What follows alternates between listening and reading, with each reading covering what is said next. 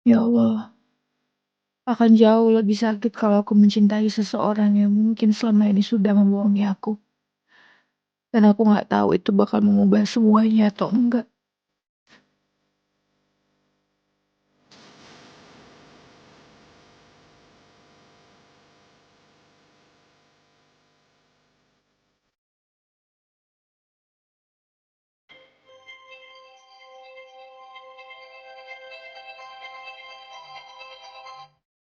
Halo Pak.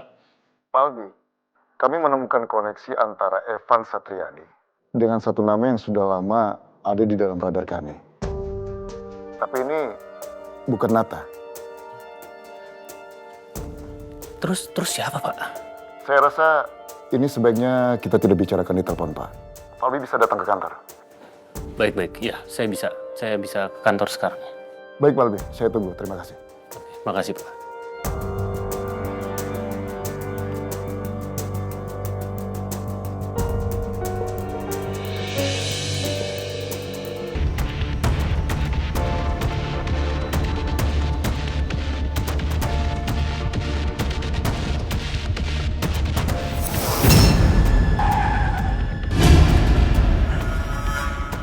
Bukan Nata. Tapi kalau bukan dia, berarti selama ini aku udah salah lihat. Atau semua orang lagi bermain peran. Evan itu bukan orang sembarangan. Dia nggak mungkin jalan sendiri. Dan kalau dia terhubung ke orang yang selama ini sudah diincar oleh polisi, berarti ini jauh lebih besar dari yang aku kira. Kalau ini bukan soal Nata, berarti ada yang lebih dekat. Dan aku telat sadarnya. Dan semoga aku belum terlambat.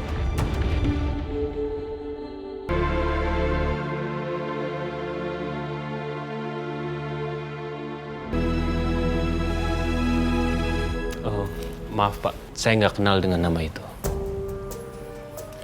Koneksi Evan Satriani dengan nama ini bukan hubungan kerja biasa, tapi lebih dari itu. Ada suatu hal yang lebih penting. Dan sekarang, nama orang ini muncul lagi. Terhubung langsung ke kasus Suris. Tapi, saya belum bisa memastikan peran orang ini seperti apa. Memang hubungan yang seperti apa ya? Orang ini pemilik suatu asrama putra. Dia mendanai beberapa anak muda untuk disekolahkan, bahkan dikuliahkan. Ada yang masih loyal dengan dia, dan ada yang memutuskan hubungan hanya sampai setelah disekolahkan. Oh, baik juga itu orang. Tapi yang jelas kan kita sendiri masih belum tahu nih apa motif dibalik itu semua. Atau dia benar-benar tulus atau memang ada niat sesuatu ya. Hasil penyelidikan kami adalah dia bukan seseorang yang mau menunjukkan dirinya, apalagi pamer soal jasa-jasanya. Dia bekerja dalam diam. Evan Satriani adalah salah seorang yang dibiayai pendidikannya. Dan Evan ini bukan hanya sekedar pelaku bayaran. Dia punya loyalitas personal ke orang ini. Dan loyalitas seperti ini tidak datang dari uang. Apa masih ada kaitannya dengan Nata ya Pak? Sepertinya ya. Tapi kami baru menduga karena Evan tidak mau mengakuinya. Sekarang kami kehilangan Evan. Dan kami harus mulai lagi dari awal. Evan itu benar-benar prajurit sejati. Dia benar-benar meyakini sesuatu hal yang menurutnya benar.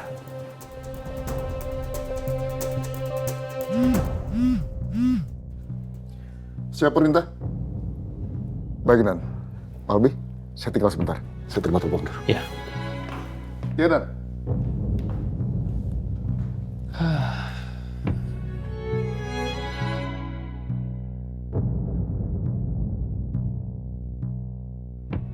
Selama ini aku pikir Evan itu adalah alat orang lain. Tapi ternyata bukan. Dan aku pikir dia adalah orang bayaran. Dan kalau memang dia loyal tapi bukan karena uang, terus karena apa ya? Berarti ada sesuatu yang lebih penting yang bisa mengikat Evan ke orang itu. Dan sekarang sudah ada 3 nama. Nata, Evan, dan orang ini nih. Berarti 3 nama ini Mereka berada di tempat yang sama. Mereka memiliki benang merah, mereka saling terkait satu sama lain. Tapi apa ya motifnya? Apa mereka?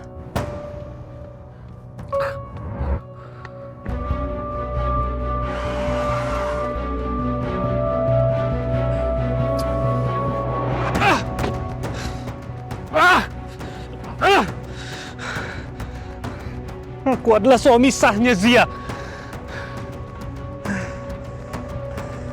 Tapi kenapa aku harus terjebak di kertas kontrak pernikahan sama Naza? Aku adalah ayahnya Leon. Dan aku bukan boneka dari Pak Wiradiono.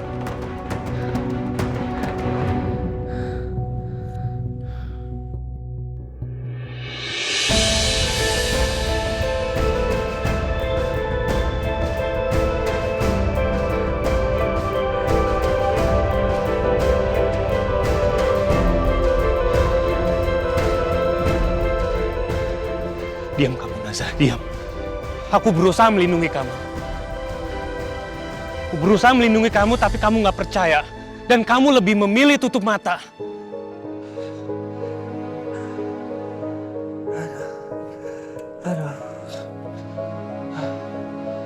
Ampun.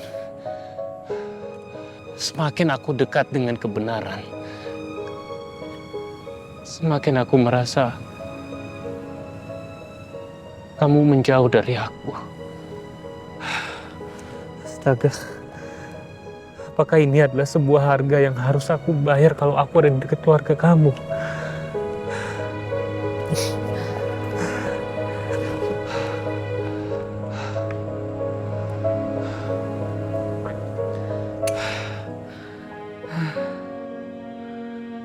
Ini bukan hanya masalah rahasia, Papa.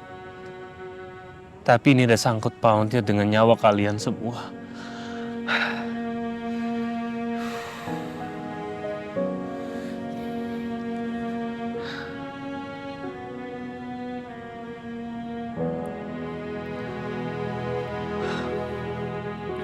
Halo Evelyn.